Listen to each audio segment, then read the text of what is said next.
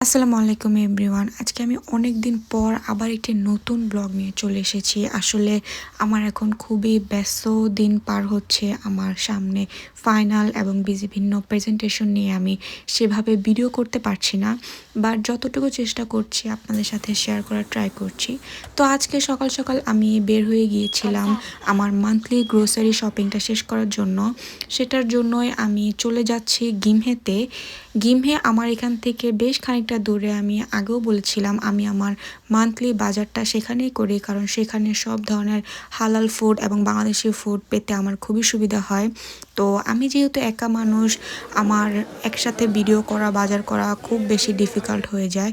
তো আমি বেশি ফুটেজ নিতে পারিনি সেই দিন। আসলে একা হাতে ভিডিও করা এবং সব কাজ করা খুব বেশি ডিফিকাল্ট। যারা করতে পারেন আমি তাদেরকে খুব বেশি রেসপেক্ট জানাই। আমার পক্ষে এটা নতুন নতুন খুবই ডিফিকাল্ট হয়ে যাচ্ছে, বাট আমি চেষ্টা করছি যতটুকু পারছি তুলে ধরার। তো বাজার শেষে আমি সেদিন বাসায় চলে আসি।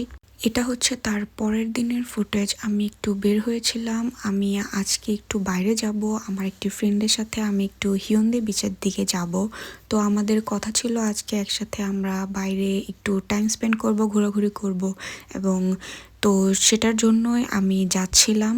হিউন্দে বিচ বুসানের খুবই জনপ্রিয় একটি ট্যুরিস্ট স্পট, বাট আমার সেখানে বেশি একটা যাওয়া হয়নি। এটা নিয়ে আমি মাত্র 3বার হিউন্দে বিচে গিয়েছি, এবং প্রথম যেই দিন গিয়েছিলাম সেই দিন প্রচণ্ড বৃষ্টি ছিল, আমি সেভাবে বিচটা ঘুরেও দেখতে পাইনি।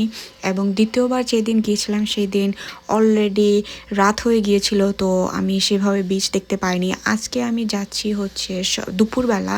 তো আমি আজকে চেষ্টা করব হিউন্দে বিচটা একটু ঘুরে দেখার জন্য, যেহেতু আজকে ধরতে গেলে এটা আমার প্রথমবারই হিউন্দে বিচে। তো আমি হিউন্দে বিচে সাবওয়ে ধরে চলে যাচ্ছি। আমার এখান থেকে 3টা সাবওয়ে চেঞ্জ করে যেতে হয়, বাট খুবই ইজি, যেহেতু সাউথ কোরিয়া ট্রান্সপোর্টেশন সিস্টেম খুবই অর্গানাইজড। আপনার কোনো কিছুতে সমস্যা হয় না, আপনি ইজিলি একটা থেকে আরেক লাইন ট্রান্সফার করে যে কোনো জায়গায় পৌঁছে যেতে পারেন। তো আমি হিউন্দে বিচে চলে গিয়েছি। আমি সেখানে প্রথমবার অথেন্টিক কোরিয়ান ফুড ট্রাই করি, বাট সত্যি বলতে আমার তত একটা জমেনি, কারণ আমি যেহেতু এটাতে ইউজ টু না। তো আমরা চলে আসি। সেই দিন আমি বেশি একটা ভিডিও করিনি, আমরা একসাথে জাস্ট ঘুরছিলাম, কথা বলছিলাম। তো পরের দিন আমি সকাল সকাল ঘুম থেকে উঠে, আমার চেহারা দেখে বোঝা যাচ্ছে আমি মাত্র ঘুম থেকে উঠেছি।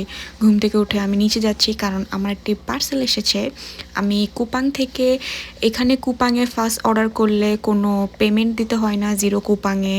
তো আমি একটা জিনিস অর্ডার করেছিলাম যেহেতু ফ্রি, তো আমার পার্সেলটা চলে এসেছে। তো আমি সেটার জন্যই চলে যাচ্ছিলাম। বাংলাদেশে থাকতে আমার প্রতিদিন কোনো না কোনো পার্সেল আসতো। আমার কেন জানি খুব বেশি এক্সাইটমেন্ট লাগে যখনই আমার কোনো নতুন কোনো পার্সেল আসে।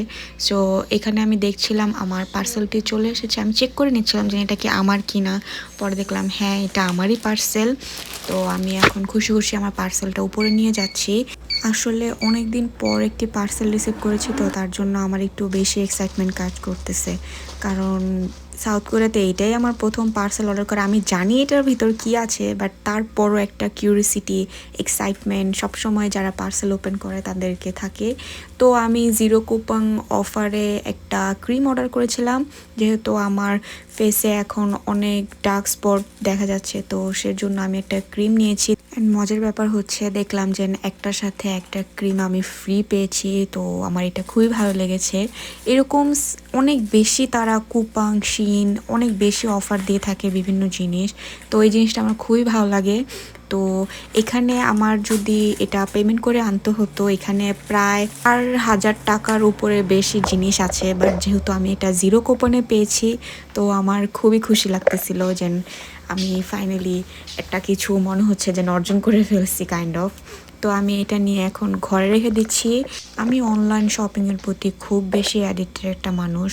তো বাংলাদেশে থাকতেও আমি অনেক বেশি পার্সেল আনাতাম, একদিন পর পরই আমার পার্সেল আসতো। বাট এইখানে আসার পর সিচুয়েশন অনেক বেশি ডিফারেন্ট হয়ে গিয়েছে। এখন আমি চাইলেই অনলাইন শপিং এতটা করতে পারি না। তো দেখা যাক তো আমি রান্না শুরু করছি আজকের জন্য। আমি মুরগি রান্না করব, তো আমি সেটার জন্যই প্রিপারেশন নিচ্ছি। তো আমার ঘর থেকে এইসব জিনিস রান্নাঘরে নিয়ে এসে আবার নিয়ে যাওয়া খুব বেশি হ্যাসল হয়ে যায়, বাট কিছু করার নেই। যতদিন আমি এখানে আছি এভাবেই এটা করতে হবে। তো আমি সেজন্য মুরগিটা ধুয়ে ঠিকভাবে সব কিছু আগে এটা হচ্ছে ফার্মের মুরগি, তো আমার ফার্মের মুরগি বেশি একটা ভালো লাগে না। তো তার জন্য আমি এই মুরগিটাকে আগে একটু হলুদ লবণ মরিচ দিয়ে একটু ভেজে নিয়ে, যেন ফার্মের মুরগি একটা স্মেল আছে সেটা না আসে। তো আমার মুরগি রান্না করা শেষ। মুরগিটা খেতে সত্যি বলতে খুব বেশি ভালো হয়েছিল। আমি নিজেও এক্সপেক্ট করিনি যে আমার মুরগিটা এত বেশি মজা হবে, কারণ আমার নিজের কাছেও নিজের রান্না মাঝে মাঝে খুবই বাজে লাগে, বাট মাঝে মাঝে আবার খুব বেশি নিজের কাছেই ভালো লাগে। তো যাই হোক, আমি এখন খাওয়া দাওয়া করে একটু আবার বের হব গোসল করে, কারণ আমার বাসায় তত একটা ভালো লাগে না একা একা। বের হয়ে আমি আশেপাশে হাঁটছিলাম, তো আমি এখান থেকে একটা কফি নিলাম। এই কম্পোজ কফিটা সাউথ কোরিয়ার খুবই ফেমাস একটা কফি ব্র্যান্ড। তো এখান থেকে আমি একটি ব্লুবেরি ইয়োগার্ট কফিটা নিয়েছি। এটা কফি না, আসলে এটা একটা স্মুদি, বাট টেস্টটা ভালোই ছিল। তো আমি বাসায় চলে আসছিলাম, এখানে কিছু সুন্দর সুন্দর ফুল দেখতে পেলাম। আমার ফুল খুবই ভালো লাগে, তো তার জন্য আমি একটি ফুটেজ নিয়ে নিলাম। তো এটা হচ্ছে রাতের বেলায় এখানে জুনিয়র আছে, আমার গোশিয়নেই থাকে। তো সে প্রতিদিন এখানে আমাদের প্লেগ্রাউন্ড আছে, সেখানে যেয়ে ব্যাডমিন্টন খেলে। তো আমি তাকে বললাম যে আজকে আমিও যাব তোমার সাথে ব্যাডমিন্টন খেলতে। তো অনেক দিন পর আমি আজকে ব্যাডমিন্টন খেলতে গেলাম। তো খুবই ভালো লাগলো বাসায় বসে না থেকে রাতে একটা সময় যদি এইভাবে টাইম স্পেন্ড করা যায়।